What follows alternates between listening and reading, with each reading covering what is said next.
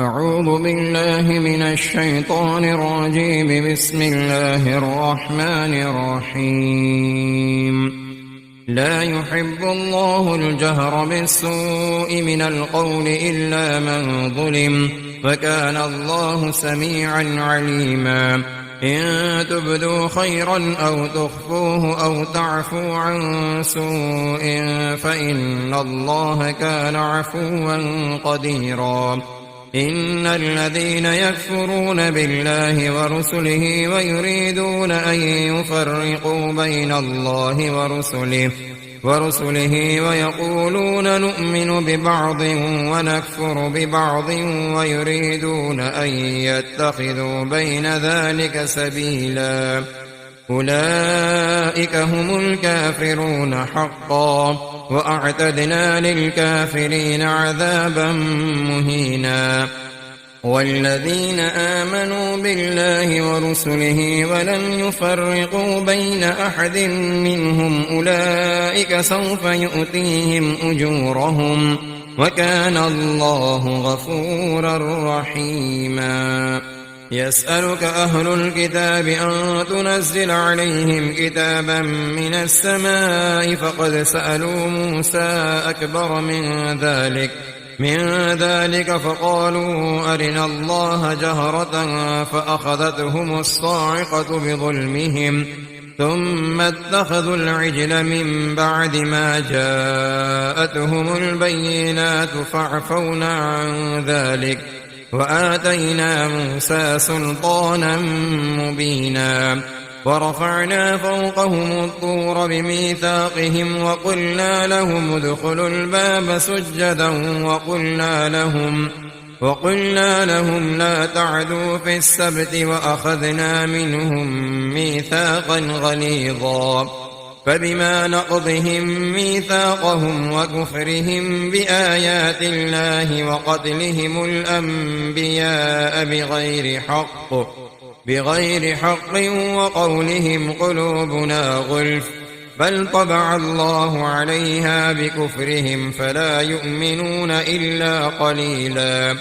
وبكفرهم وقولهم على مريم بهتانا عظيما، وقولهم إنا قتلنا المسيح عيسى ابن مريم رسول الله وما قتلوه وما صلبوه ولكن شبه لهم، وإن الذين اختلفوا فيه لفي شك منه ما لهم به من علم إلا اتباع الظن، وما قتلوه يقينا، بل رفعه الله إليه وكان الله عزيزا حكيما. وإن من أهل الكتاب إلا ليؤمنن به قبل موته، ويوم القيامة يكون عليهم شهيدا. فبظلم من الذين هادوا حرمنا عليهم طيبات أحلت لهم وبصدهم عن سبيل الله كثيرا، وأخذهم الربا وقد نهوا عنه وأكلهم أموال الناس بالباطل، وأعتدنا للكافرين منهم عذابا أليما. لكن الراسخون في العلم منهم والمؤمنون يؤمنون بما أنزل إليك وما أنزل من قبلك والمقيمين الصلاة والمؤتون الزكاة والمؤمنون بالله واليوم الآخر، أولئك سنؤتيهم أجرا عظيما. إنا أوحينا إليك كما أوحينا إلى نوح والنبيين من بعده، وأوحينا إلى إبراهيم وإسماعيل وإسحاق ويعقوب والأسباط وعيسى وأيوب ويونس وهارون وسليمان، وآتينا داود زبورا. ورسلا قد قصصناهم عليك من قبل ورسلا لم نقصصهم عليك، وكلم الله موسى تكليما. رسلا مبشرين ومنذرين لئلا يكون للناس على الله حجة بعد الرسل، وكان الله عزيزا حكيما. لكن الله يشهد بما أنزل إليك أنزله بعلمه، والملائكة يشهدون، وكفى بالله شهيدا. إن الذين كفروا وصدوا عن سبيل الله قد ضلوا ضلالا بعيدا. إن الذين كفروا وظلموا لم يكن الله ليغفر لهم ولا ليهديهم طريقا إلا طريق جهنم خالدين فيها أبدا، وكان ذلك على الله يسيرا. يا أيها الناس قد جاءكم الرسول بالحق من ربكم فآمنوا خيرا لكم، وإن تكفروا فإن لله ما في السماوات والأرض، وكان الله عليما حكيما. يا أهل الكتاب لا تغلوا في دينكم ولا تقولوا على الله إلا الحق، إنما المسيح عيسى ابن مريم رسول الله وكلمته ألقاها إلى مريم وروح منه، فآمنوا بالله ورسله ولا تقولوا ثلاثة، انتهوا خيرا لكم، إنما الله إله واحد سبحانه أن يكون له ولد، له ما في السماوات وما في الأرض، وكفى بالله وكيلا. لن يستنكف المسيح أن يكون عبدا لله ولا الملائكة المقربون، ومن يستنكف عن عبادته ويستكبر فسيحشرهم إليه جميعا. فأما الذين آمنوا وعملوا الصالحات فيوفيهم أجورهم ويزيدهم من فضله، وأما الذين استنكفوا واستكبروا فيعذبهم عذابا أليما ولا يجدون لهم من دون الله وليا ولا نصيرا. يا أيها الناس قد جاءكم برهان من ربكم وأنزلنا إليكم نورا مبينا. فأما الذين آمنوا بالله واعتصموا به فسيدخلهم في رحمة منه وفضل ويهديهم إليه صراطا مستقيما. يستفتونك قل الله يفتيكم في الكلالة إن امرؤ هلك ليس له ولد وله أخت فلها نصف ما ترك وهو يرثها إن لم يكن لها ولد، فإن كانت اثنتين فلهما الثلثان مما ترك، وإن كانوا إخوة رجالا ونساء فللذكر مثل حظ الأنثيين. يبين الله لكم أن تضلوا، والله بكل شيء عليم. بسم الله الرحمن الرحيم. يا أيها الذين آمنوا أوفوا بالعقود، أحلت لكم بهيمة الأنعام إلا ما يتلى عليكم غير محل الصيد وأنتم حرم، إن الله يحكم ما يريد. يا أيها الذين آمنوا لا تحلوا شعائر الله ولا الشهر الحرام ولا الهدي ولا القلائد ولا آمين البيت الحرام يبتغون فضلا من ربهم ورضوانا، وإذا حللتم فاصطادوا، ولا يجرمنكم شنآن قوم أن صدوكم عن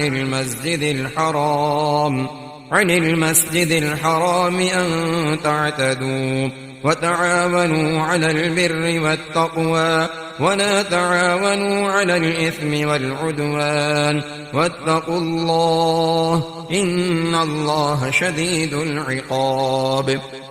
حرمت عليكم الميتة والدم ولحم الخنزير وما أهل لغير الله به والمنخنقة والموقوذة والمتردية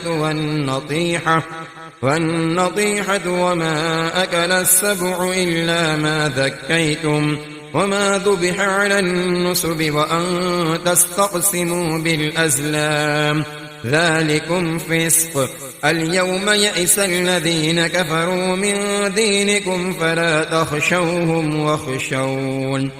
اليوم أكملت لكم دينكم وأتممت عليكم نعمتي ورضيت لكم الإسلام دينا. فمن اضطر في مخمصة غير متجانف لإثم فإن الله غفور رحيم. يسألونك ماذا أحل لهم قل أحل لكم الطيبات وما علمتم من الجوارح مكلبين تعلمونهن مما علمكم الله فكلوا مما أمسكن عليكم واذكروا اسم الله عليه واتقوا الله إن الله سريع الحساب. اليوم أحل لكم الطيبات وطعام الذين أوتوا الكتاب حل لكم وطعامكم حل لهم والمحصنات من المؤمنات والمحصنات من الذين أوتوا الكتاب من قبلكم إذا آتيتموهن أجورهن محصنين غير مسافحين ولا متخذي أخدان ومن يكفر بالإيمان فقد حبط عمله وهو في الآخرة من الخاسرين.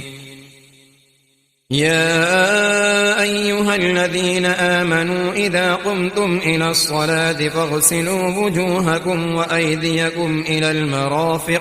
إلى المرافق وامسحوا برؤوسكم وأرجلكم إلى الكعبين وإن كنتم جنبا فاطهروا وإن كنتم مرضى أو على سفر أو جاء أحد منكم من الغائط أو لامستم النساء فلم تجدوا ماء فتيمموا صعيدا طيبا فامسحوا بوجوهكم وأيديكم منه ما يريد الله ليجعل عليكم من حرج ولكن يريد ليطهركم وليتم نعمته عليكم لعلكم تشكرون. واذكروا نعمة الله عليكم وميثاقه الذي واثقكم به إذ قلتم سمعنا وأطعنا واتقوا الله إن الله عليم بذات الصدور. يا أيها الذين آمنوا كونوا قوامين لله شهداء بالقسط ولا يجرمنكم شنآن قوم على ألا تعدلوا اعدلوا هو أقرب للتقوى واتقوا الله إن الله خبير بما تعملون. وعد الله الذين آمنوا وعملوا الصالحات لهم مغفرة وأجر عظيم والذين كفروا وكذبوا بآياتنا أولئك أصحاب الجحيم. يا أيها الذين آمنوا اذكروا نعمة الله عليكم إذ هم قوم أن يبسطوا إليكم أيديهم فكف أيديهم عنكم واتقوا الله وعلى الله فليتوكل المؤمنون. ولقد أخذ الله ميثاق بني إسرائيل وبعثنا منهم 12 نقيبا وقال الله إني معكم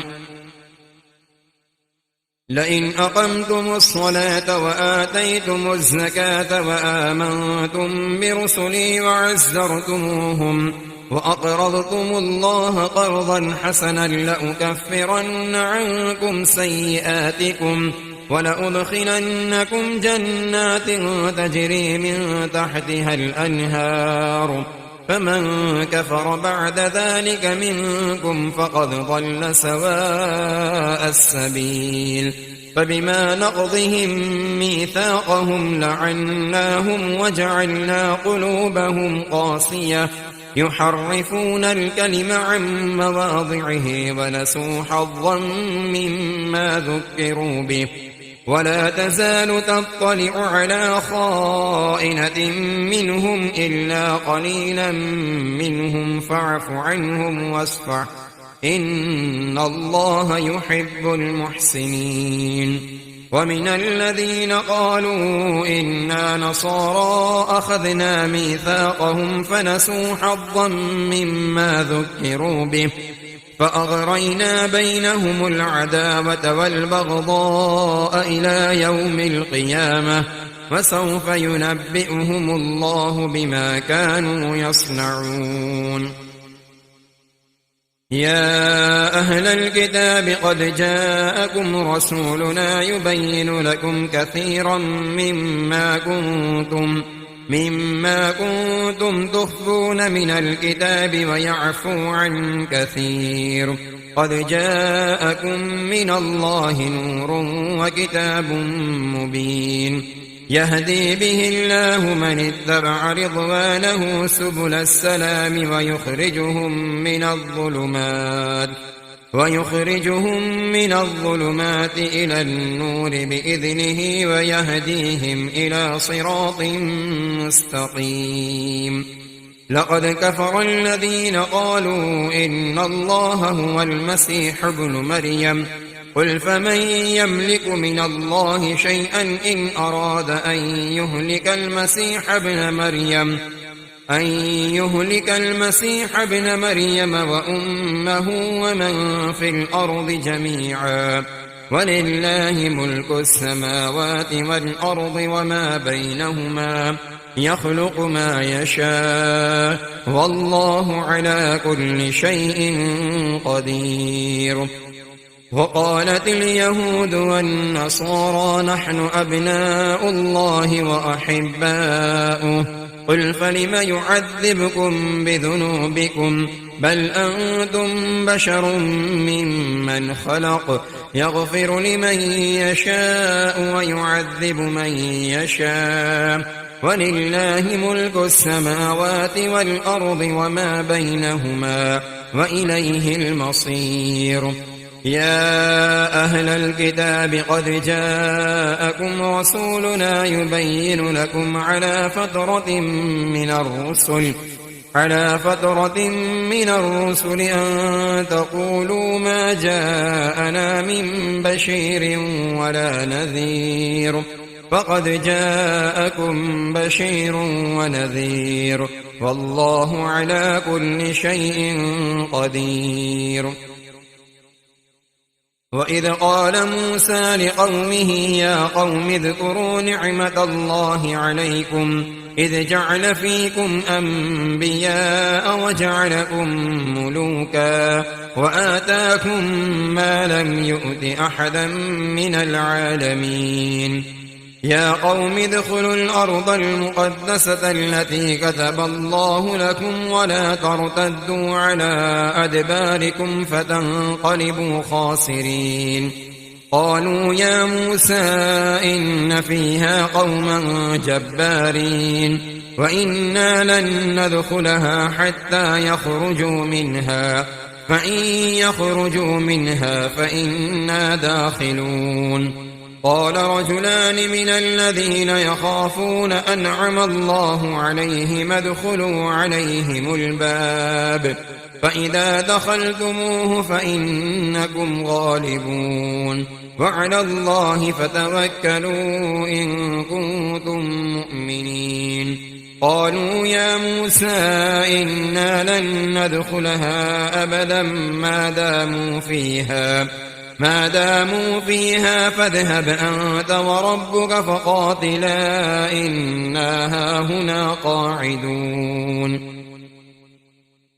قال رب إني لا أملك إلا نفسي وأخي فافرق بيننا وبين القوم الفاسقين قال فإنها محرمة عليهم 40 سنة يتيهون في الأرض فلا تأس على القوم الفاسقين واتل عليهم نبأ ابني آدم بالحق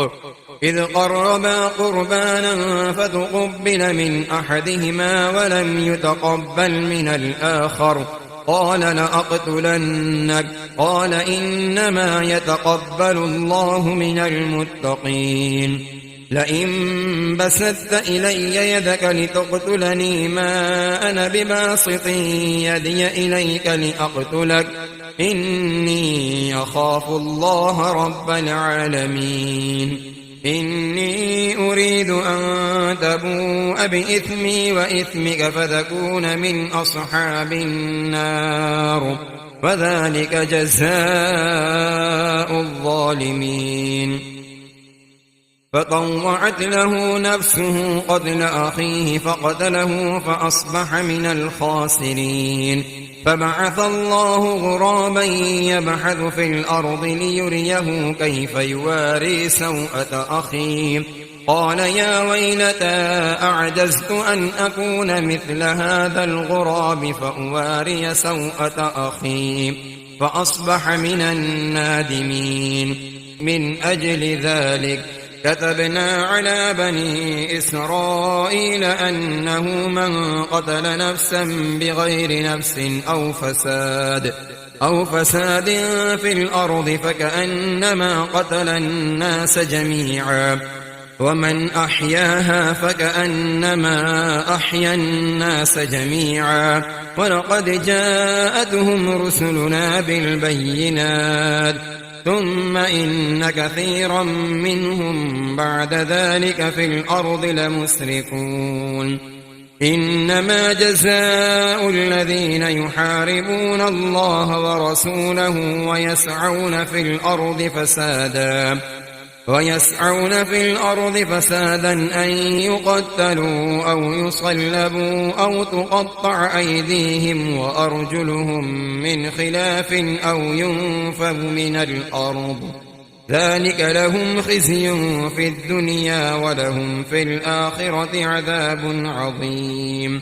إلا الذين تابوا من قبل أن تقدروا عليهم فاعلموا أن الله غفور رحيم يا أيها الذين آمنوا اتقوا الله وابتغوا إليه الوسيلة وجاهدوا في سبيله لعلكم تفلحون إن الذين كفروا لو أن لهم ما في الأرض جميعا ومثله معه ليفتدوا به من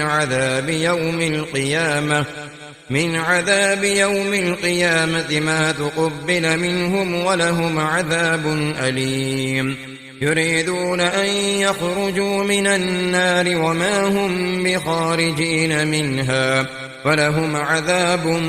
مقيم والسارق والسارقة فاقطعوا أيديهما جزاء بما كسبا نكالا من الله والله عزيز حكيم فمن تاب من بعد ظلمه وأصلح فإن الله يتوب عليه إن الله غفور رحيم ألم تعلم أن الله له ملك السماوات والأرض يعذب من يشاء ويغفر لمن يشاء والله على كل شيء قدير يا أيها الرسول لا يحزنك الذين يسارعون في الكفر من الذين قالوا آمنا بأفواههم ولم تؤمن قلوبهم ومن الذين هادوا سماعون للكذب سماعون لقوم آخرين لم يأتوك يحرفون الكلم من بعد مواضعه يقولون إن أوتيتم هذا فخذوه وإن لم تؤتوه فاحذروا ومن يرد الله فتنته فلن تملك له من الله شيئا أولئك الذين لم يرد الله أن يطهر قلوبهم لهم في الدنيا خزي ولهم في الآخرة عذاب عظيم سماعون للكذب أكالون للسحت فإن جاءوك فاحكم بينهم أو أعرض عنهم وإن تعرض عنهم فلن يضروك شيئا وإن حكمت فاحكم بينهم بالقسط إن الله يحب المقسطين وكيف يحكمونك وعندهم التوراة فيها حكم الله ثم يتولون من بعد ذلك وما أولئك بالمؤمنين إنا أنزلنا التوراة فيها هدى ونور يحكم بها النبيون الذين أسلموا للذين هادوا والربانيون والأحبار بما استحفظوا من كتاب الله وكانوا عليه شهداء فلا تخشوا الناس واخشوني ولا تشتروا بآياتي ثمنا قليلا ومن لم يحكم بما أنزل الله فأولئك هم الكافرون وكتبنا عليهم فيها أن النفس بالنفس والعين بالعين والأنف بالأنف والأذن بالأذن والسن بالسن والجروح قصاص فمن تصدق به فهو كفارة له ومن لم يحكم بما أنزل الله فأولئك هم الظالمون وقفينا على آثارهم بعيسى ابن مريم مصدقا لما بين يديه من التوراة وآتيناه الإنجيل فيه هدى ونور ومصدقا لما بين يديه من التوراة وهدى وموعظة للمتقين وليحكم أهل الإنجيل بما أنزل الله فيه ومن لم يحكم بما أنزل الله فأولئك هم الفاسقون وأنزلنا إليك الكتاب بالحق مصدقا لما بين يديه من الكتاب ومهيمنا عليه فاحكم بينهم بما أنزل الله ولا تتبع أهواءهم عما جاءك من الحق لكل جعلنا منكم شرعة ومنهاجا ولو شاء الله لجعلكم أمة واحدة ولكن ليبلوكم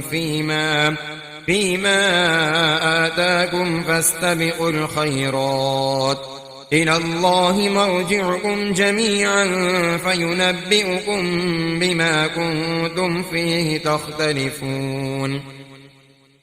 وأن احكم بينهم بما أنزل الله ولا تتبع أهواءهم واحذرهم أن يفتنوك عن بعض ما أنزل الله إليك فإن تولوا فاعلم أنما يريد الله أن يصيبهم ببعض ذنوبهم وإن كثيرا من الناس لفاسقون أفحكم الجاهلية يبغون ومن أحسن من الله حكما لقوم يوقنون يا أيها الذين آمنوا لا تتخذوا اليهود والنصارى أولياء بعضهم أولياء بعض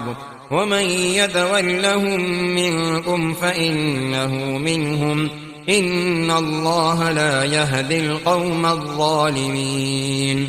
فترى الذين في قلوبهم مرض يسارعون فيهم يقولون نخشى أن تصيبنا دائرة فعسى الله أن يأتي بالفتح أو أمر من عنده فيصبحوا على ما أسروا في أنفسهم نادمين ويقول الذين آمنوا أهؤلاء الذين أقسموا بالله جهد أيمانهم إنهم لمعكم حبطت أعمالهم فأصبحوا خاسرين يا أيها الذين آمنوا من يرتد منكم عن دينه فسوف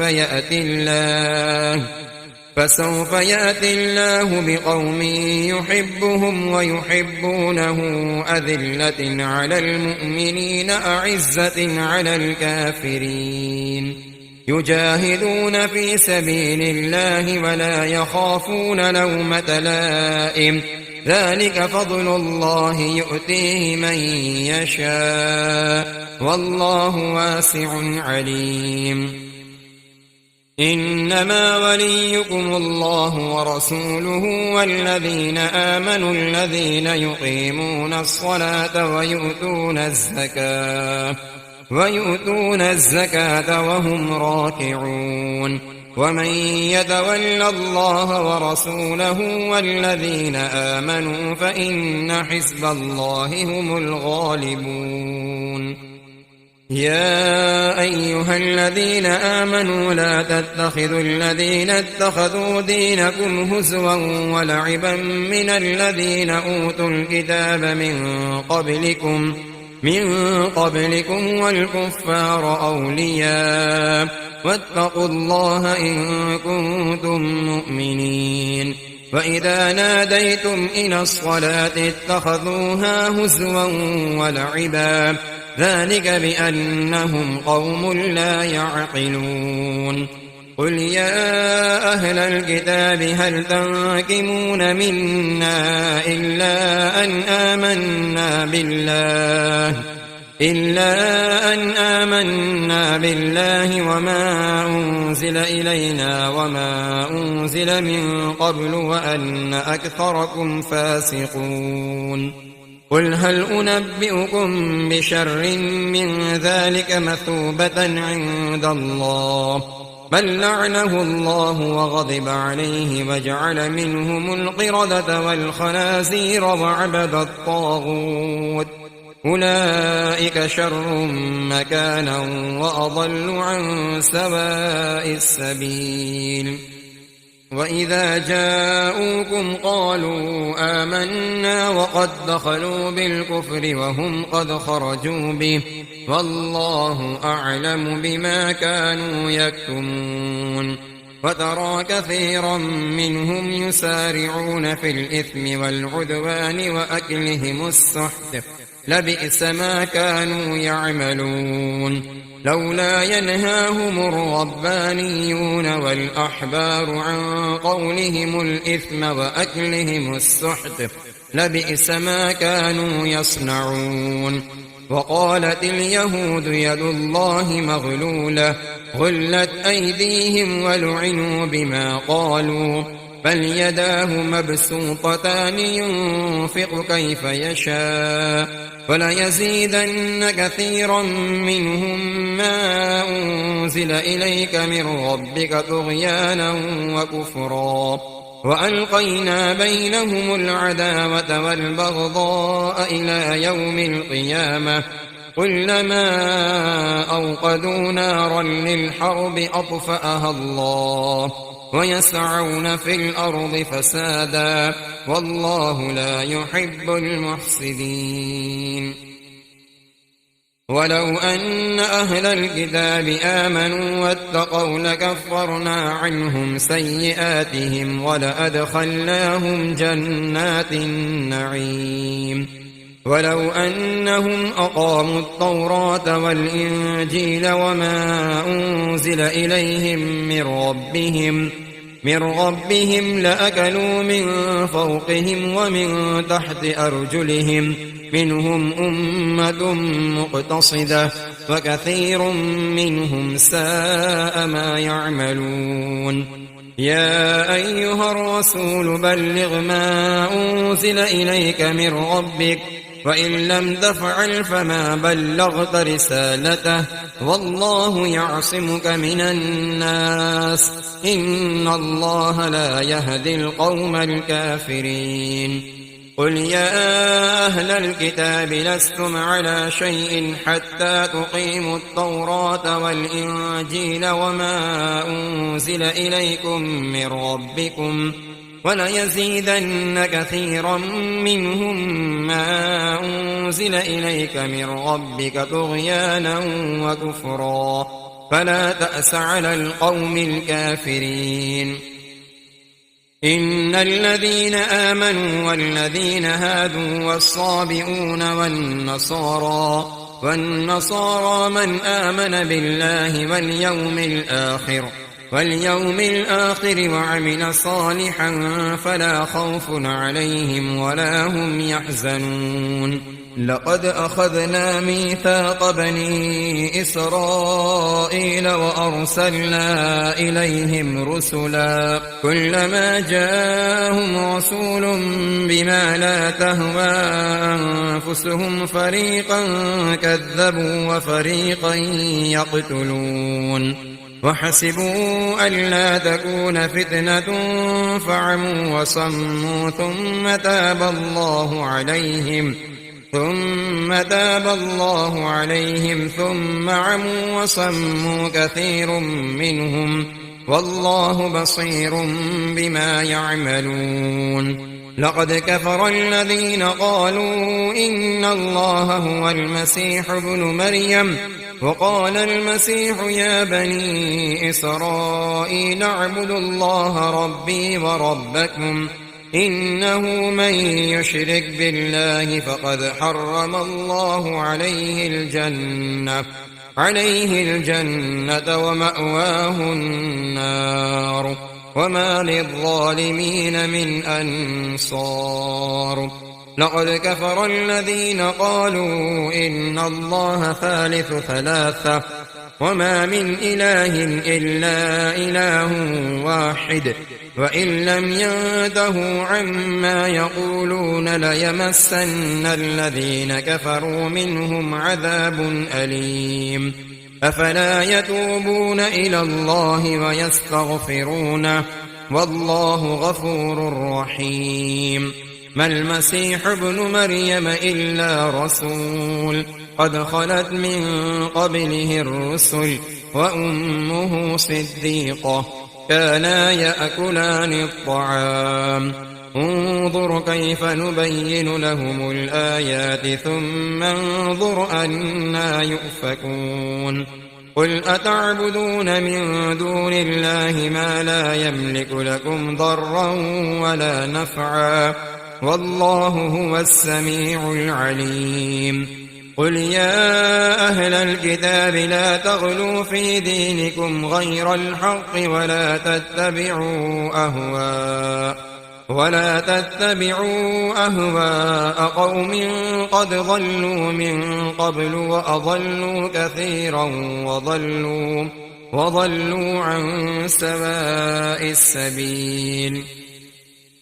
لعن الذين كفروا من بني إسرائيل على لسان داود وعيسى بن مريم